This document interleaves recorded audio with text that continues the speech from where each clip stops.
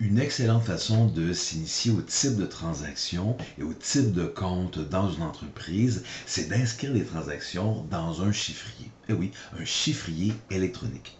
Alors nous allons aujourd'hui construire un chiffrier comptable dans le but de produire les états financiers d'une entreprise. L'entreprise de service. Pourquoi une entreprise de service? Tout simplement parce que l'entreprise de service est très simple au niveau de la comptabilité. Il n'y a pas de stock, il n'y a pas de produit qui est transformé, il n'y a pas de coût de revient, il y a des services qu'on vend, mais on se fait payer sans avoir à créer le produit avec des matières premières. On va créer les trois états financiers habituels, soit l'état des résultats, l'état des capitaux propres, ainsi que le bilan. On va faire ça à partir de quoi?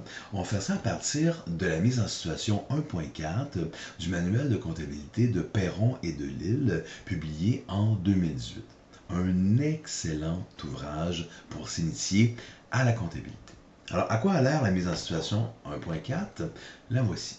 Alors, il s'agit de Lucie Riel, qui est la propriétaire d'une entreprise qui se nomme Gîte touristique Beau-Lac. Ça fait quoi, Gîte touristique Beau-Lac? Ben, comme son nom l'indique, ça loue des chambres pour les gens qui font du tourisme dans la région. Alors, nous avons ici, dans l'exercice, une série de preuves de transactions et à partir de ces preuves, ben, nous devons inscrire la transaction dans un chiffrier. Le chiffrier, on l'a déjà préparé, le voici. Alors, évidemment, il est divisé en fonction de l'équation comptable de base. Les actifs égale les passifs plus les capitaux propres. Dans les actifs, on voit que nous avons trois types de comptes.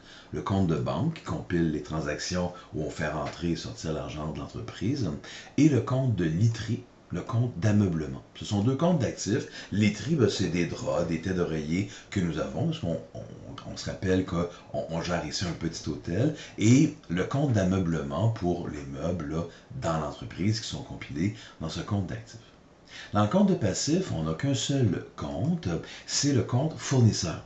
Le fournisseur, c'est les entreprises qui vont nous vendre des objets que nous allons mettre dans notre gîte touristique. Évidemment, dans notre cas, ben, on va acheter chez les fournisseurs de la laiterie et de l'ameublement.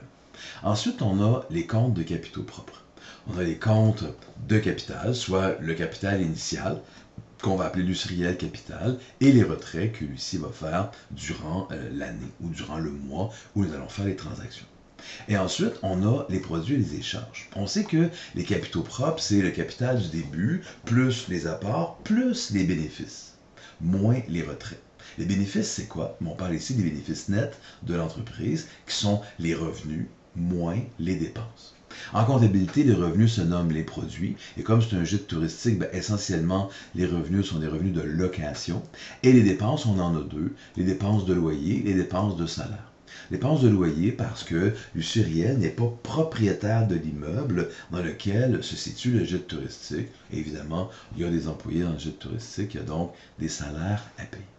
Alors nous comprenons maintenant la feuille ou le chiffrier comptable que nous voulons compléter. On peut faire notre première transaction. La première transaction est un petit peu plus bas ici, avec la pièce justificative numéro 1. Donc chaque pièce justificative démontre habituellement une transaction. Alors, qu'est-ce qu'on a ici?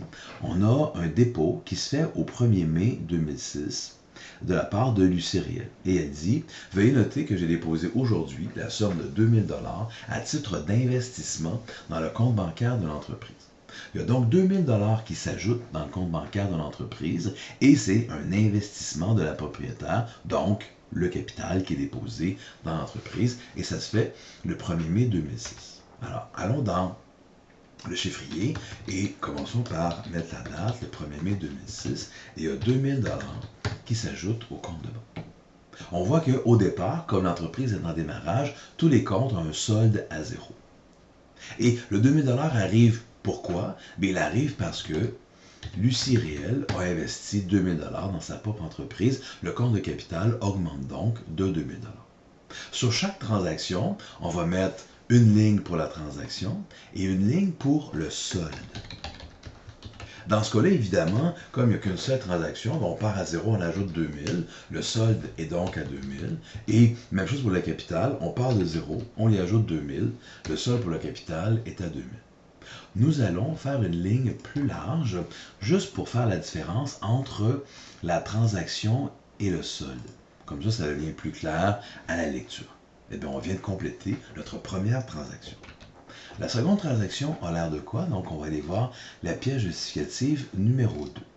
La pièce justificative numéro 2, elle est ici. C'est une facture. C'est une facture qui a été faite par Literie Lac de l'Âge au gîte touristique Beau-Lac, donc à nous.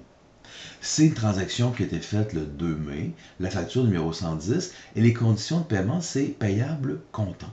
Payable comptant, ça veut dire que lorsqu'on reçoit la facture, il faut la payer immédiatement. Est-ce qu'on l'a payé immédiatement? Oui. On l'a payé avec le chèque numéro 1. On a acheté quoi? On a acheté de la literie. Ce qui est assez logique, là étant donné qu'on a acheté ça chez Literie Lac de l'Âge. On a acheté 10 unités de literie à 60 $ chacune pour un total de 600. Vous remarquez ici que dans cet exercice simplifié, il n'y a pas de taxe à gérer. La taxe, c'est quelque chose qu'on va voir beaucoup plus tard là, dans notre programme de formation. Alors, dans le fond, le 2 mai, on a acheté de la laiterie pour un coût total de 600 $ et on l'a payé comptant avec le chèque numéro 1. Alors, ça se passe le 2 mai. Okay. Je vais marquer le solde tout de suite. Et on a acheté pour 600 $ avec un chèque. Et donc 600 $ qui est sorti du compte de banque. Le solde sera donc à 2000, le solde précédent plus moins 600, le solde est donc à 1400. On a acheté quoi? On a acheté de la literie. C'est donc qu'il y a 600 $ qui est sorti du compte de banque, mais on a obtenu 600 $ de literie. La literie, c'est un stock qui augmente de 600 $, pas un stock, mais un actif qui augmente de 600 $. Et évidemment, le solde est à 600 $. Je vais mettre ici une ligne large juste pour spécifier la différence entre la transaction et le solde. Alors, qu'est-ce qu'on remarque? On remarque que notre équation comptable, du côté du passif, on a un solde de 1400 $ pour la banque plus 600 $ pour la laiterie. On a donc un actif de 2000 $. Et dans les passifs et les capitaux propres, ben oui, on a aussi un solde de 2000 $. L'équation comptable est donc égalitaire. Ça balance. Parfait. On est content quand ça balance. Quelle est notre troisième transaction? On voit ici qu'on a la pièce justificative numéro 3. Qu'est-ce que c'est que cette pièce justificative? C'est le chèque 1 de 600 $ fait le 2 mai. À Literie de l'Âge. Ah, c'est la preuve de paiement de cette facture. Le 2 mai pour 600 $. Donc, la pièce justificative numéro 3, c'est pas vraiment de transaction, c'est la preuve que le paiement a été fait à Literie du Lac de l'Âge. Parfait. Allons voir la pièce justificative numéro 4 à la page suivante, juste ici. Alors, qu'est-ce qui se passe ici? C'est un chèque fait par Gîte touristique Beau-Lac. C'est nous. Donc, c'est un chèque pour le paiement de quelque chose. Le paiement de quoi? Le paiement, ici, on le voit, loyer du gîte pour le mois de mai. Donc, on a payé 500 $ aux immeubles du lac, qui sont les propriétaires de l'immeuble dans lequel est situé le gîte touristique Beau-Lac. Comme c'est un chèque, c'est le chèque numéro 2, il y a 500 $ qui sort du compte de banque. Il sort pourquoi? Bien, il sort pour avoir payé le loyer. Le loyer, c'est quoi? Bien, c'est une dépense pour le gîte touristique Beau-Lac. Et c'est à quelle date? C'est au 3 mai. Parfait. Donc, au 3 mai, nous allons avoir un solde aussi. Au 3 mai, il y a 600 $ qui sort du compte de banque. Est-ce que c'est 600 $? Non, c'est 500. Donc, il y a 500 $ qui sort du compte de banque, payable avec le chèque. Et le solde sera donc à 1400 plus moins 500. Le solde est à 900. Ce 500 $ sort pourquoi? Ce 500 $ sort parce que j'ai payé le loyer. Il y a donc une dépense de 500 $. Le loyer est à moins 500 pour un solde, évidemment, encore une fois, de 0 plus moins 500 de moins 500. Je vais mettre ma ligne plus large pour faire la différence entre la transaction et le solde. Là, ça devient plus intéressant. Allons évaluer nos actifs. Alors, nos actifs sont à 900 $ plus 600. On a donc 1500 $ d'actifs. Est-ce que c'est égal aux passifs plus les capitaux propres? Ben, les passifs plus les capitaux propres, c'est 2000 moins 500. Ah, 1500. Ça balance encore. On est content.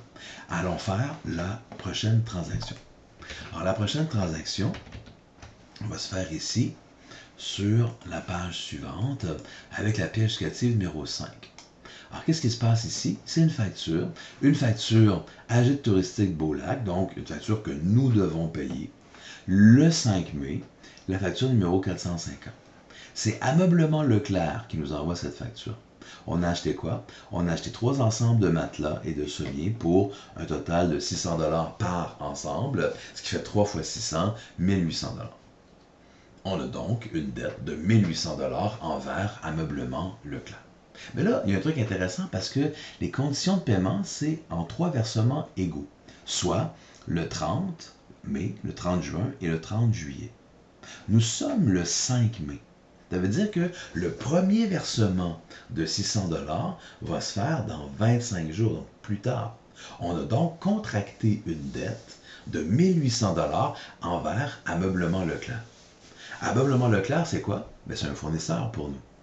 Et est-ce qu'on l'a payé? Non, on le peut payer. Il y a donc ici, dans cette transaction, un truc très intéressant, ça ne fait pas intervenir le compte de banque. Par contre, l'ameublement, qui est constitué ici de matelas et de sommiers, va augmenter de 1800 $. Alors, ça se passe le 5 mai.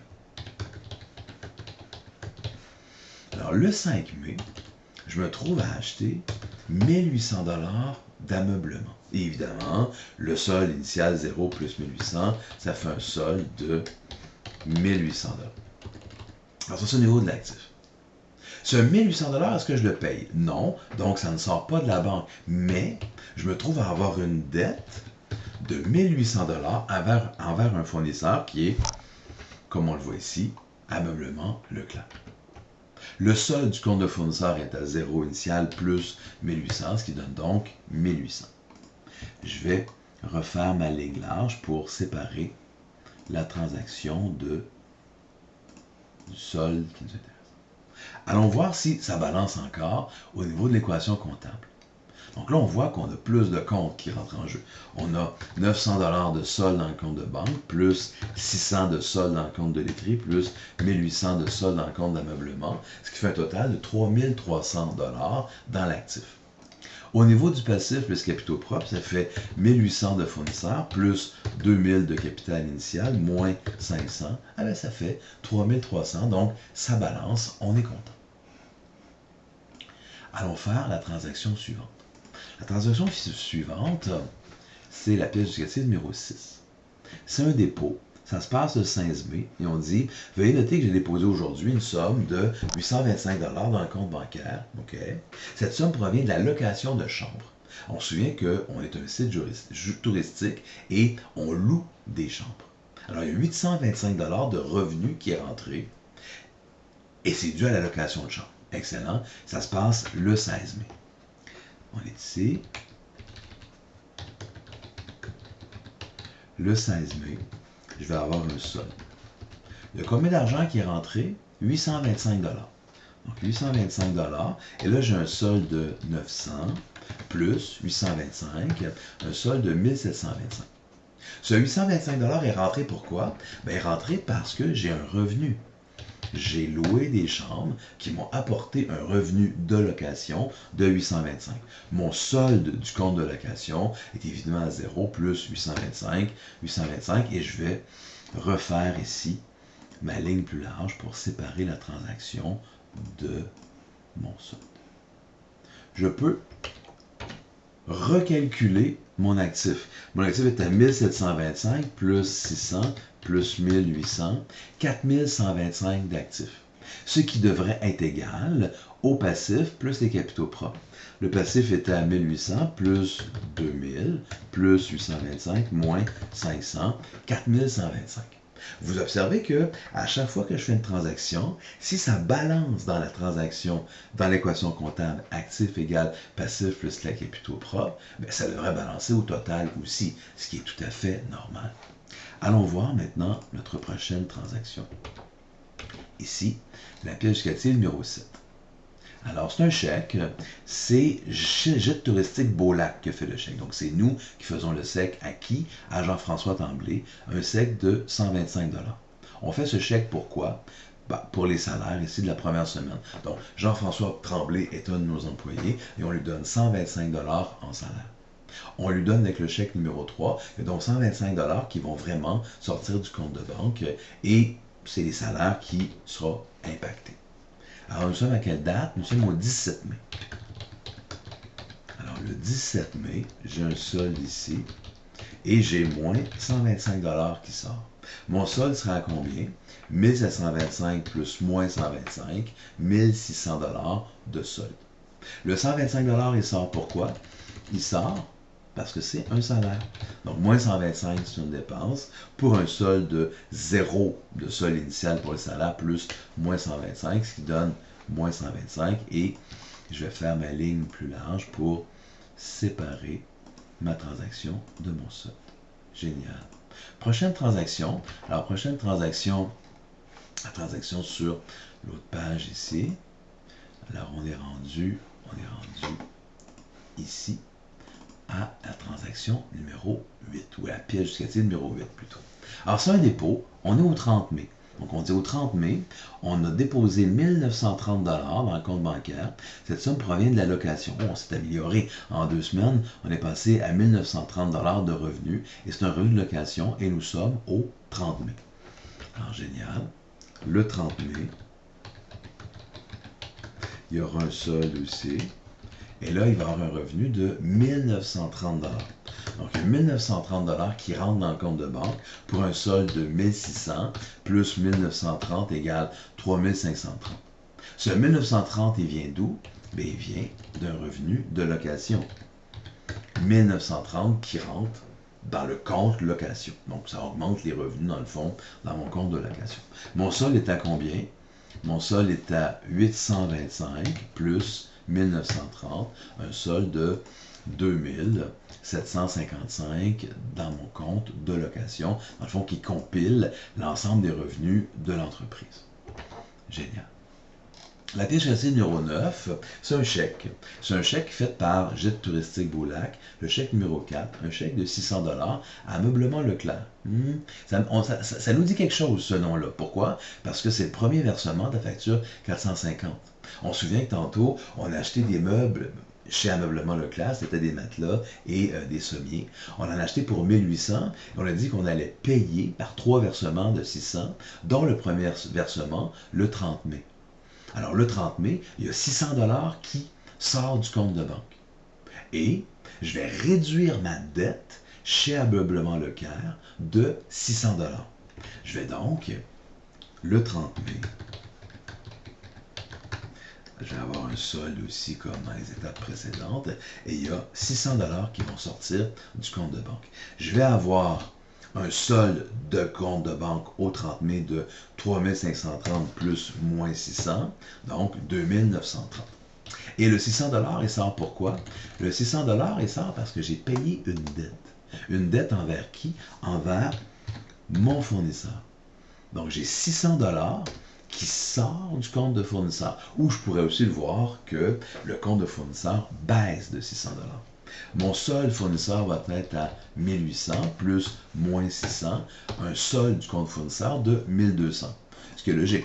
Si j'avais une dette de 1800 $ envers mes fournisseurs avant le remboursement du 600 $, ben après le remboursement du 600 $, j'ai une dette de 600 $ de moins, donc 1800 moins 600, 1200 $ de dette envers nos fournisseurs. Puis dans ce cas-là, c'est un fournisseur qui est Ameublement Leclerc. Parfait. Notre prochaine transaction, pièce justificative numéro 10, ça dit que Lucie fait un retrait de 900 $. À quelle date? Toujours au 30 mai, et elle fait un retrait pour son usage personnel. Elle sort donc de l'argent de sa propre compagnie. Et ça se passe au 30 mai pour 900 $. le 30 mai, j'ai un solde et Lucie sort 900 $ de son compte de banque. Alors, j'avais un solde de 2930, plus moins 900 $ qui sort du compte de banque, il reste donc 2030. Et je le sors pourquoi? Je le sors parce que je fais un retrait. Alors, mon retrait est de 900 $. Et j'ai 900 $ de retrait comme solde, parce qu'il y avait 0 solde au départ, donc 0 plus moins 900, ce qui fait 900, ce qui me fait un total de moins 900 pour le compte de retrait, et je vais aller mettre ma bordure large partout. Pour calculer plus facilement, je vais ici mettre mes soldes de chacune des colonnes. Donc les soldes de chacun des comptes, en mettant une ligne large comme ça, je vais aller reporter mes soldes sur la dernière ligne, juste pour que ce soit plus simple à visualiser. Donc, je vois ici mon solde pour chacun de mes comptes que je vais inscrire sur la dernière ligne. Parce que la transaction numéro 10, c'est la dernière transaction que j'ai à faire dans cet exercice. Vérifions que c'est la dernière transaction que j'ai à faire dans l'exercice, donc transaction numéro 10, et l'exercice se termine avec cette transaction. Il n'y a pas d'autre chose. Ensuite, je dois aller faire mon état de résultat, mon état des capitaux propres et mon bilan. Évidemment, avant de faire ça, je vais aller vérifier si ça balance. On ne l'a pas vérifié dans les dernières transactions. On s'est fié au fait que si ça balance pour la transaction, ça devrait balancer au global aussi. Alors, allons voir notre résultat. Donc, j'ai un solde de 2030 $ pour le compte de banque, plus un solde de 600 $ pour le compte de laiterie, plus un solde de 1800 $ pour le compte d'ameublement, soit un total d'actifs de 4430 $ que je vais mettre en mémoire pour ne pas l'oublier. Le solde de mes comptes de passifs et capitaux propres, c'est quoi?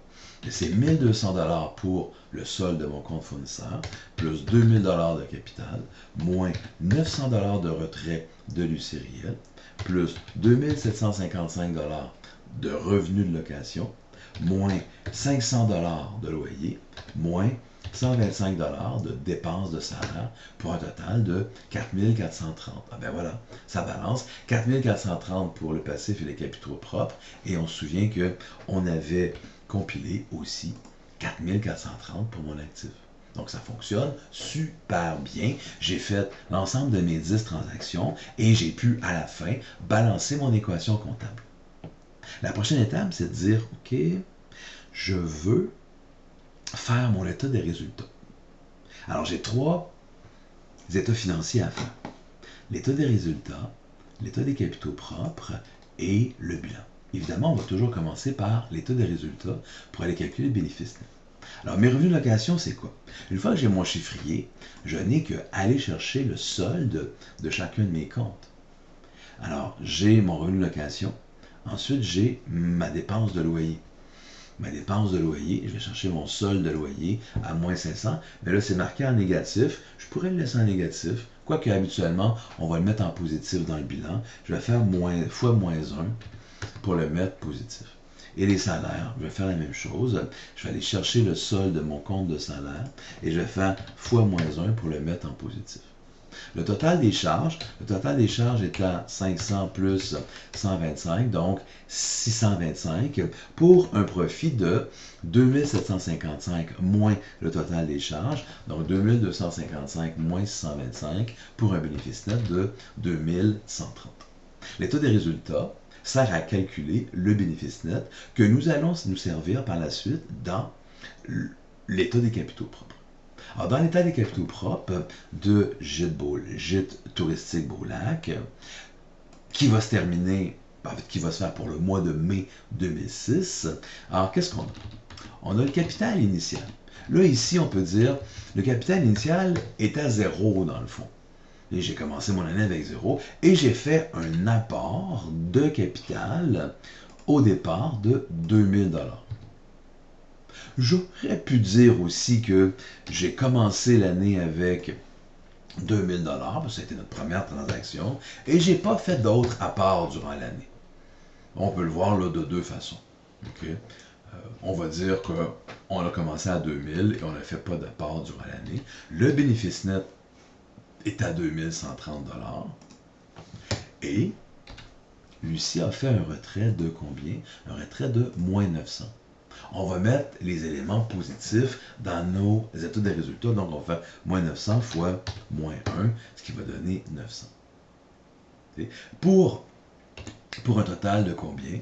Pour un total de 2000, ici, pour un total de, je vais faire la formule, 2000, plus mon apport de 0, plus mon bénéfice net, moins mon retrait de 900. Alors, pour un total, finalement, de capital de 3230 $. Alors, j'ai commencé avec 2000 $. Je n'ai pas fait vraiment d'apport durant le mois. J'ai rajouté 2130 $ de bénéfices et j'ai enlevé 900. J'ai donc un solde de capital à la fin du mois de mai, donc au 30 mai, de 3230 $. L'état des capitaux propres est complété. Je peux maintenant aller faire le bilan. Alors, le bilan de gîte touristique au 30 mai. Vous remarquez que l'état des résultats, c'est pour une période de temps. Donc, pour le mois de mai au complet. Vous remarquez que l'état des capitaux propres, c'est aussi pour une période de temps. Pour le mois de mai au complet. Mais pas le bilan. Le bilan, c'est pour une date précise, à un moment donné, dans l'année, soit ici, au 30 mai. Alors, qu'est-ce qui se passe au 30 mai dans mon bilan? Alors, j'ai ici divisé l'actif et dans la colonne de droite, passif et capitaux propres. Dans l'actif, j'ai 3 comptes. Le compte de banque, son solde est à 2030. Ensuite, le compte de laiterie, son solde est à 600. Et le compte d'ameublement, son solde est à 1800. Pour un total d'actifs de 4430. J'ai fait la somme dans le fond de la colonne. Ensuite, mes passifs, mes passifs, j'en ai juste un. J'ai juste un compte de fournisseur dans le passif. Alors, le solde de mon compte de passif est à 1200 pour un total du passif de 1200. Je n'ai que ça dans le compte de passif.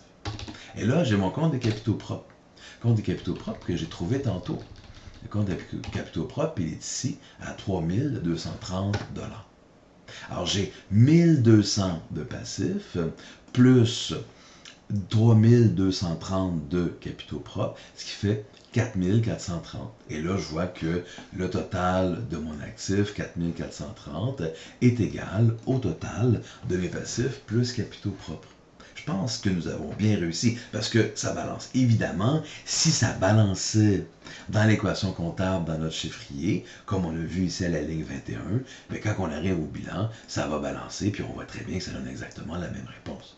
Alors, je pense que nous avons bien atteint l'objectif initial de notre présentation. On voulait, à partir d'un chiffrier, inscrire des transactions et créer nos 3 états financiers. Alors, félicitations, c'est notre première série de transactions comptables.